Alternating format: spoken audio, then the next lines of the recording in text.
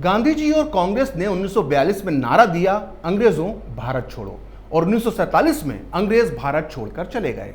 हमको इतिहास की किताबों में करीब करीब यही पढ़ाया गया है, लेकिन हकीकत में यह वामपंथी और कांग्रेसी इतिहासकारों का रचा गया एक प्रपंच है, जिसका मकसद आने वाली पीढ़ियों का ब्रेन वॉश करना था। हम जब एक बार फिर आज़ादी का जश्न मना रहे हैं तो हमें पता होना चाहिए कि हमें आज़ादी कैसे और किन हालात में मिली।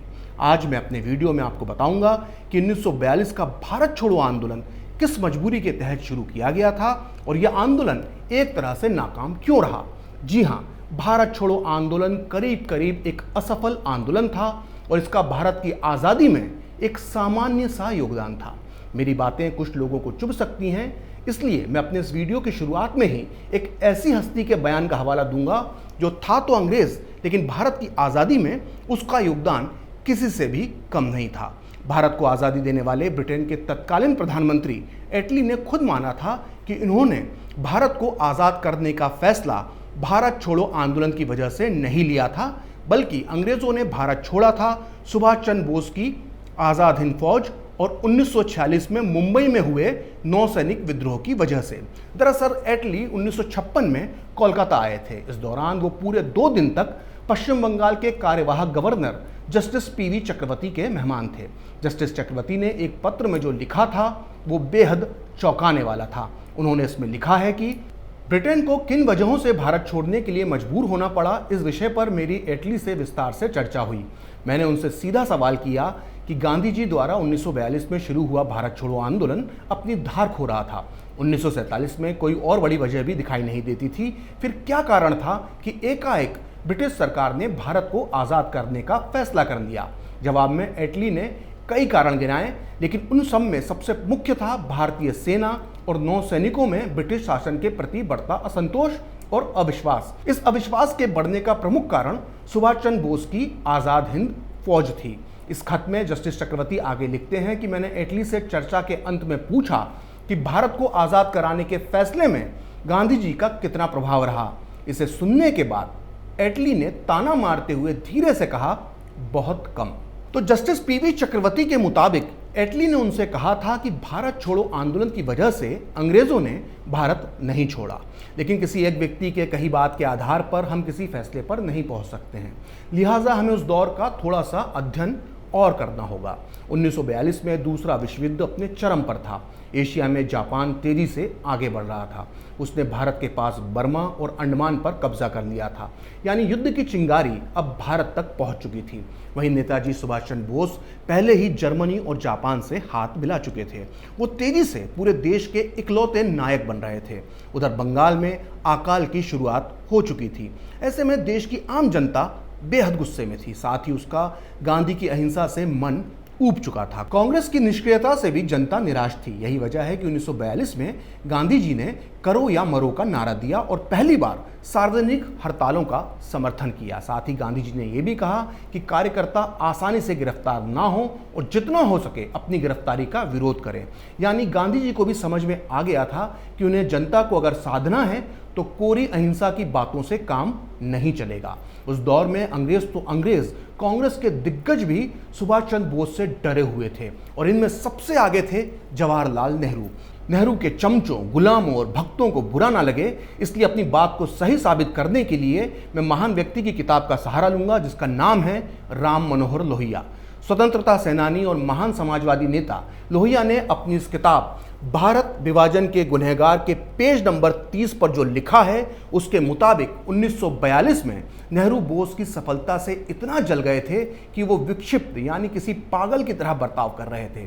लोहिया इस किताब में लिखते हैं कि 1942 में नेहरू की विक्षिप्त प्रतिक्रियाएं सामने आ रही थीं। उन्होंने ये सार्वजनिक घोषणा करी कि जापान का मुकाबला करने के लिए लाखों गोरिल्ला तैयार किए जाएं। नेहरू की यह प्रतिक्रिया कुछ हद तक सुभाष चंद्र बोस के प्रति ईर्ष्या की भावना से प्रेरित थी। बोस धुरी राष्ट्रों यानी जर्मनी और जापान की तरफ चले गए थे। वो कम से कम ये दावा तो कर सकते थे कि वो भारत के लिए एक राष्ट्रीय सेना खड़ी कर रहे हैं, जबकि नेहरू की कलाबाजियों का परिणाम होता ब्रिटिश ताज की सेवा करना। 1942 के इन भयानक महीनों में नेहरू ने न केवल जापानियों के पैरों से कुचले जाने के साथ साथ अपने पुराने प्रतिद्वंदी यानी सुभाष चंद्र बोस के हाथों परास्त होने के भय से अवश्य त्रस्त रहे थे।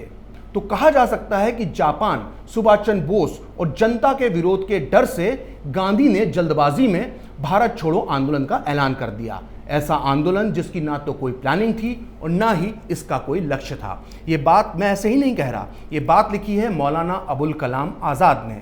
मौलाना आज़ाद की बात पर भरोसा करना इसलिए ज़रूरी हो जाता है क्योंकि वो उस समय कांग्रेस के अध्यक्ष थे और वैसे भी इस देश का सेकुलर गैंग मौलाना आज़ाद को अपना आदर्श मानता है। मौलाना आज़ाद अपनी इस किताब इंडिया विंस फ्रीडम, जिसका हिंदी अनुवाद इस वक्त मेरे हाथ में है, उसके पेज नंबर 67 पर लिखते हैं कि मैं विश्वास नहीं कर पा रहा था कि दुश्मन यानी जापान जब देश की सीमा पर खड़ा है तो उस समय अंग्रेज हमारे इस आंदोलन को सहन करेंगे। लेकिन गांधी जी को विश्वास था कि अंग्रेज विरोध को सहन करेंगे। वो सोच रहे थे कि अंग्रेज अपने ढंग से आंदोलन को बढ़ाने देंगे। जब मैंने जोर देकर गांधी जी से पूछा कि बताइए आंदोलन का सही कार्यक्रम क्या होगा, तो इस बारे में उनका कोई स्पष्ट विचार नहीं था। मौलाना आज़ाद आगे लिखते हैं कि जब मैंने कार्य समिति में अपने विचार रखे तो केवल जवाहरलाल नेहरू ने ही मेरी बातों का समर्थन किया। मौलाना आज़ाद की बातों से साफ है कि वो और नेहरू भारत छोड़ो आंदोलन शुरू करने के पक्ष में नहीं थे।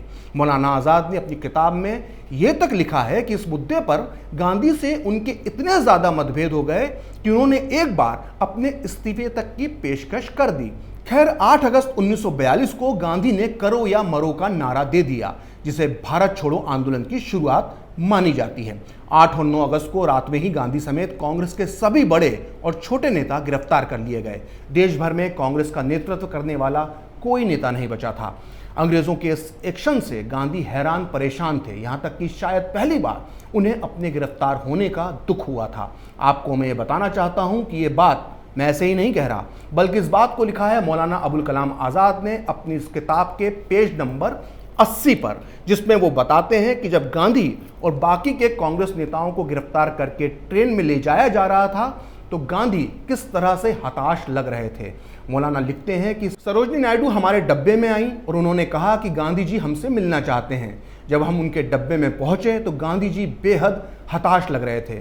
मैंने कभी भी उन्हें इतना निराश नहीं देखा था। मैं समझ गया कि वो इतनी अचानक गिरफ्तारी के बारे में सोच भी नहीं सकते थे। अब चूंकि उनके अनुमान गलत निकले थे, इसलिए वो तय नहीं कर पा रहे थे कि अब क्या करना चाहिए। यानी भारत छोड़ो आंदोलन को शुरू हुए अभी 24 घंटे भी नहीं गुजरे थे कि उसके नेताओं को यह तक नहीं मालूम था कि अब आगे क्या करना है।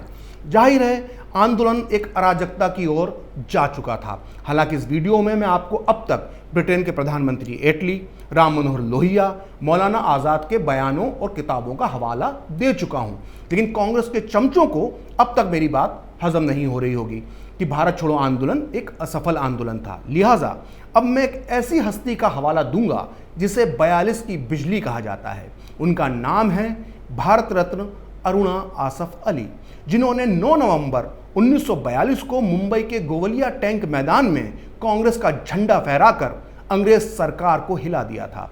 तब महज 33 साल की रही अरुणा आसफ अली ने भूमिगत रहकर भारत छोड़ो आंदोलन को चलाने में अहम भूमिका निभाई थी। इस आंदोलन के 25 साल बाद अरुणा आसफ अली ने माना था कि भारत छोड़ो आंदोलन एक असफल आंदोलन था। उन्होंने अगस्त 1967 में हिंदुस्तान अखबार को दिए एक इंटरव्यू में कहा था कि भारत छोड़ो आंदोलन असफल रहा था। हमारे नेताओं ने यह कल्पना नहीं की थी कि 8 अगस्त 1942 की रात में ही उनको गिरफ्तार कर लिया जाएगा।